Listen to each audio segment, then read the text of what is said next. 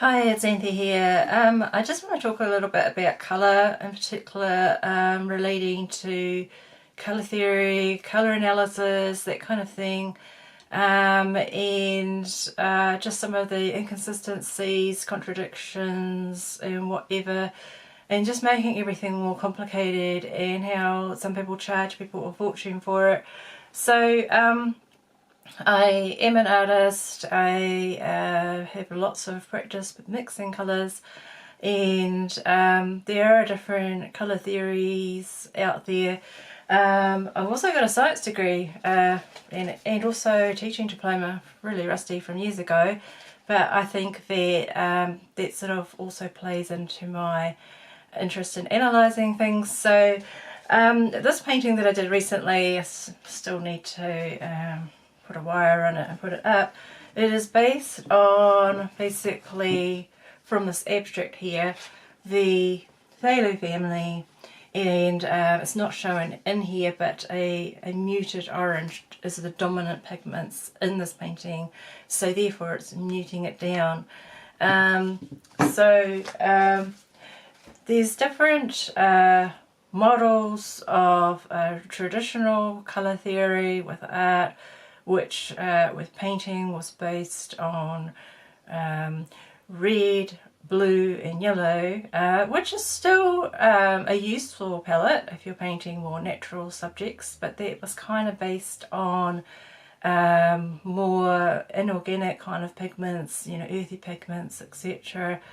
Painting portraits, landscapes or whatever. But a lot of the more modern pigments, you like the phthalo family, like magenta, etc., are very high chroma, and unless you're going to go really abstract with really, really bold colours, those colours generally need toning down.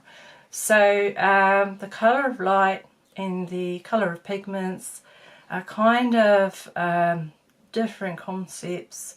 People will confuse them. If you mix light together, you get white. If you mix pigments together, theoretically you would get black, but you tend to usually get more of a grey or brown instead. I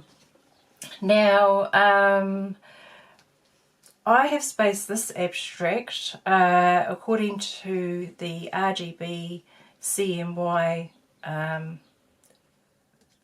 model, which is combining both the secondary, approximating the primary and secondary colours of light. So it's the red, green, blue, and cyan, magenta and yellow. So cyan, most people would still call that blue, but it's like the closest I have is a phthalo blue, which is thiocyanine blue, which is used in the printing process. So when people talk about these colours, they like to get all very pedantic sometimes. Blue these days is usually referring, when they're talking about it, colour theory, a violet blue, but it can be really that whole range. We've got phthalo blue to ultramarine blue. Magenta, some people call it a violet leaning red, or a cool red. The concepts of this cool and warm can be quite confusing, because when it's used like in absolute terms, it can be complete nonsense. It's more relative to each other. I'm talking photography. I've got highly commended, which is a high level of skill in photography, with hobby photography as well. Generally the orange is warm, blue is cool. But then with a colour analysis, it is a complete inconsistent mishmash of stuff. I want to kind of address some of that, but first of all, just finish looking at another similar, point it in the same direction here, a similar abstract, but this time I've focused on mainly earthy pigments, and every pigment I've used, I've put in the diamond, very few around this area. Every pigment in here is already convenience mix or earthy pigment. So you get quite different colours, and the only way you get the vibrant ones is to glaze them. Whereas this one, you can get these colours from these colours are full strength, but as glazes around here, you can mix them to get muted colours, but you can't really get the same high chroma from starting with the, you know, the browns, you know, the ochres or whatever, but you can get more kind of natural results. So and then I've just, you know, faded white to make a pastel, and you know, just these greys are actually the colours mixed together.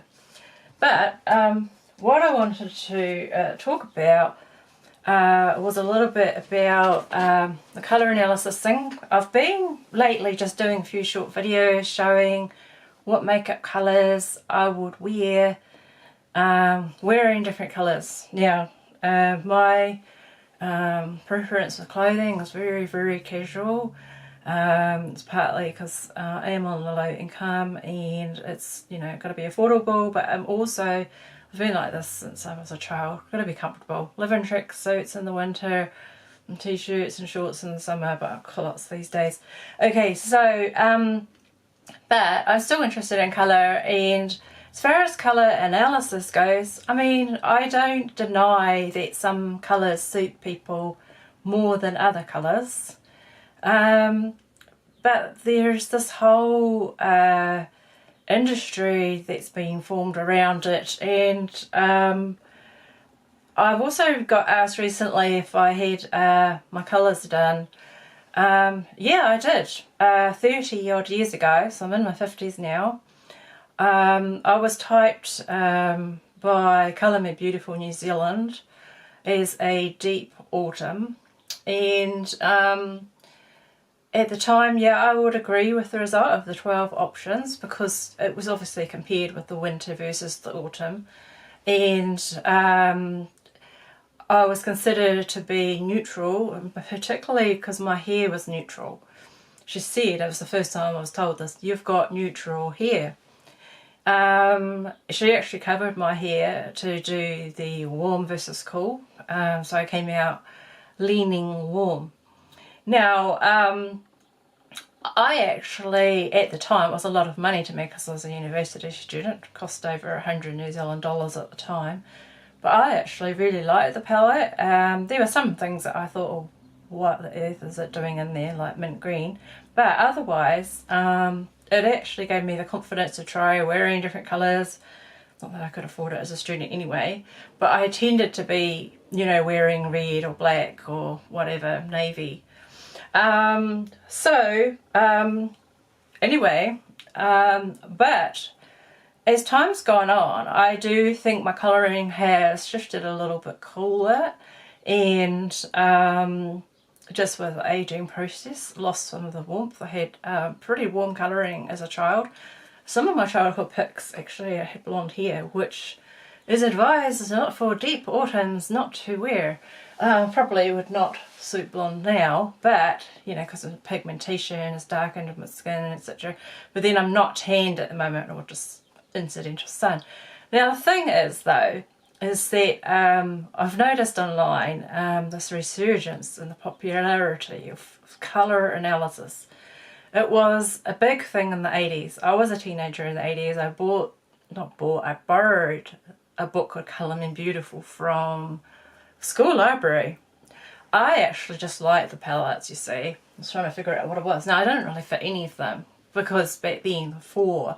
But the history of it, I bothered to dig it up, and it wasn't Carol, I don't know how to pronounce her name, Jackson, who wrote that book, who'd invented it. She just popularised it with that book. It already existed before then, and I'm not going to go and mention all of the people, but people like to mention Johannes Itten, for example. Someone said he was a scientist. I don't see anywhere where he was a scientist. I see that he was an artist, an art teacher. He had this idea that, you know, he's probably not the first to have thought of this. Let's, you know, paint seasons, you know, autumn colours, spring colours, or whatever. And apparently he divided the traditional colour wheel, which was the red, yellow and blue, into 4 you know, come up with a palette. And his pigments, though, were pretty muted. Now, he's definitely, as far as I can see, not a science. What he did was not scientific. It's just an art exercise. But the whole personality thing was suggested, and a few women basically ran with it. But he wasn't even the first to come up with the idea of suggesting colours that suit people. It was already around in Victorian times, since dyes were invented. There was some chemist, can't remember how to say his name, French chemist I think he was, they were trying to figure out why dyes look quite dull, and he figured out this simultaneous contrast thing, you know, when colours are next to each other. Anyway, enough of the history stuff. I kind of wanted to look at the current stuff. What's happening online, as it's obviously popular and people trying to figure out their colours and are they this and are they that, and it's basically usually 12 or 16 palette systems, and it's also gone virtual, which is probably partly to do with the you know, since this global coronavirus thingy, the lockdowns and all. But especially this virtual, people, unless they are taking the time to pick out custom palettes, they can just flick through some screens and they're charging a fortune for something they can get in less than 5 minutes. I think that is absolutely disgusting. And also, when because I'm interested in colour, I see all this and this kind of stuff. The inconsistency. If I were to look at a deep autumn in someone else's system, it's probably more like a warm autumn. And then if I was to look at the deep autumn and someone else's again, it's very dark. And then, you know, it's just inconsistent as heck. And in addition, I've seen people charging for courses and they're saying they're teaching you colour theory, and it is charging thousands of dollars for this, basically selling someone else's system that someone's come up with, and just inconsistent as anything. So what some people are doing, which would make more sense, is looking more now from approach from Munsell. I think his name was Albert Munsell. I think he was an American, he was apparently was the first person to kind of try to make something a bit more objective, and you know, he arranged colours. This is before, you know, everything digital now these days, but arranging colours according to hue, chroma, value. You know, like this little model here, which I've been kind of demonstrating with, this is a Colour Mondo Mini. I find that quite useful. It's using the CMY RGB model again. So we've got, you know, your cyan, magenta, yellow, red, green, blue, although there are limitations with the printing process, so trying to get an accurate blue is a bit difficult when you're actually mixing and they're printing cyan and magenta. So in the printing process they use cyan, magenta, yellow and then black to try and get things darker, but still the whole concept is the showing value, so light through to dark. They're showing chroma, which is the base, the hue, which is like going around your colour wheel, so the colour wheel's like in the middle there. And they're showing chroma, so the higher chroma around the edge, and then muted towards the true neutral. So there's all these confusing concepts, like colour analysis has gone and using the words neutral and all these different ways. But I think I can understand when people are asking, is this just a low-key scam? I can see why they're saying that. It's definitely not scientific. The colour theory itself, if you really get into it, does have scientific aspects to it. For example, our vision is based on the red, green and blue, same with our digital screens. So when people were talking about all the millions of colours, say on the digital screen, it's still red, green and blue light, with each pixel has a bit of red, green and blue turned on or off at different intensities, and so how bright they are or dark they are. So when they're all fully shining, you get white, it appears white. So it's perception. People forget it's perception. The other thing is lighting has a lot to do with it. So I'm in kind of in the shade in this room, so I have to supplement with some natural light. Some artificial light. I've got neutral light. It's a sunny day in New Zealand at the moment. The sky looks very blue, or I'm going to say it looks tending towards light cyan or light green blue. Now, although it's not green, it's a green leaning blue. Therefore it looks cool. So you know, your light from a science perspective depends on you know, what's reflecting on you, whatever. And then pigments, you've got pigments in your skin, and you've also got pigments in your circulation, like hemoglobin. They give rise to your colouring as well. So pigments absorb some lights and reflect others. I had one parent blonde hair, blue eyes, and very golden skin. Other parent black hair, brown skin, darker than me, and did I say brown eyes, black hair? Yeah, combination. Got me and my sisters, and I, you know, different colours. I've got hazel eyes. Now, in general, yeah, I suit deeper colours. So if we've got here medium, light, pale, and then we've got deep, and then dark. I sort of suit generally, you know, this kind of region. But this whole idea of having these preset palettes and then selling them to people for a fortune, and people, they drape, you know, which is going to get a different effect to digital, but because you do get the interaction of the colour reflecting up onto you as well around here.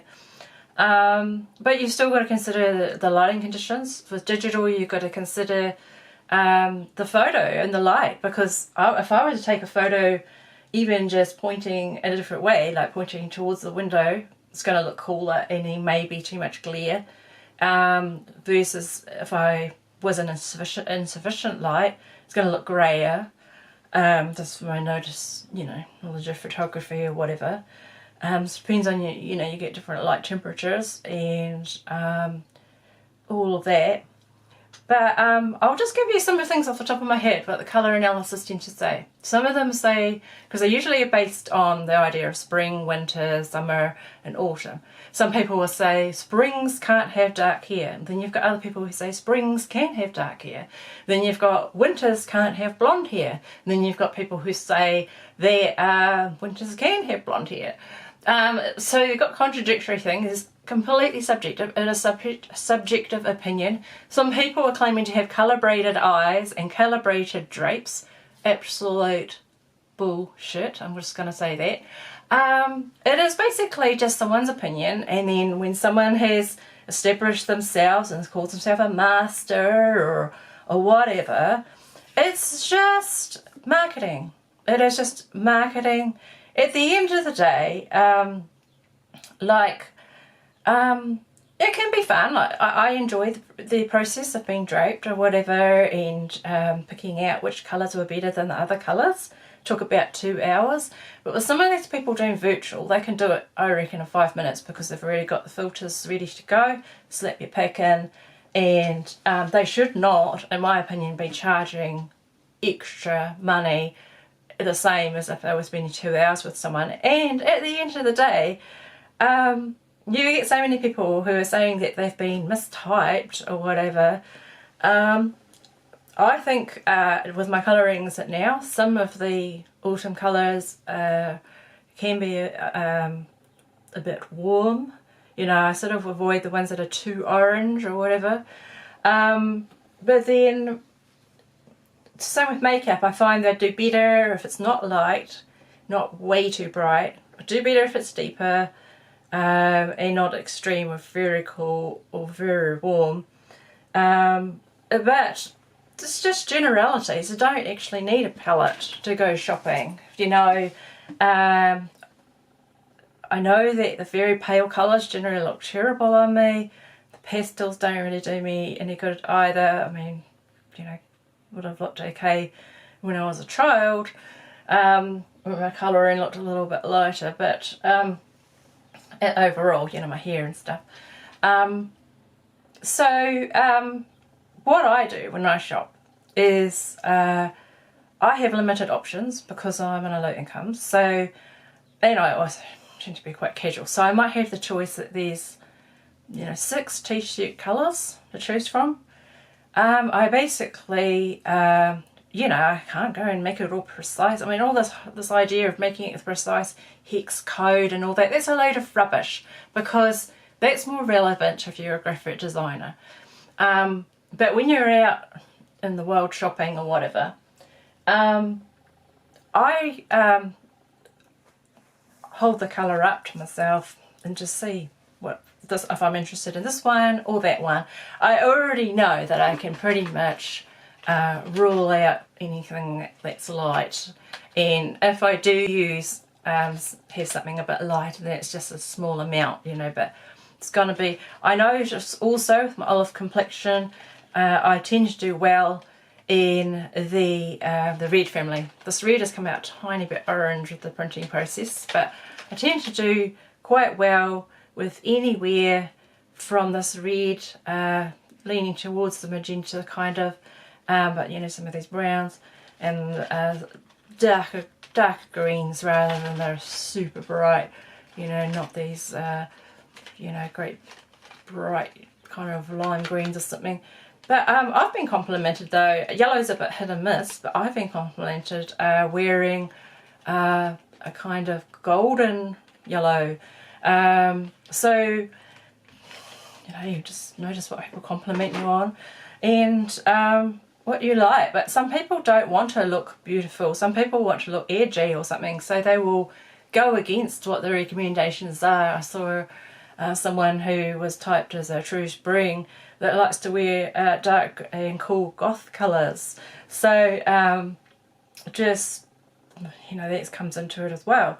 But sure, I mean, have fun with colour and everything. I'm not telling people not to do this, but I just think though that it is a bit ridiculous, the shameless overcharging people for it, in my opinion. Because it's just contradiction. You look at a spring palette from one and it's completely different from another. And even the Colour Me Beautiful book from the 80s, the summer palette was a lot brighter than typical summer palettes are today. And it's kind of like, you know, fashion designers or whatever have picked out some palettes with colours they think go together.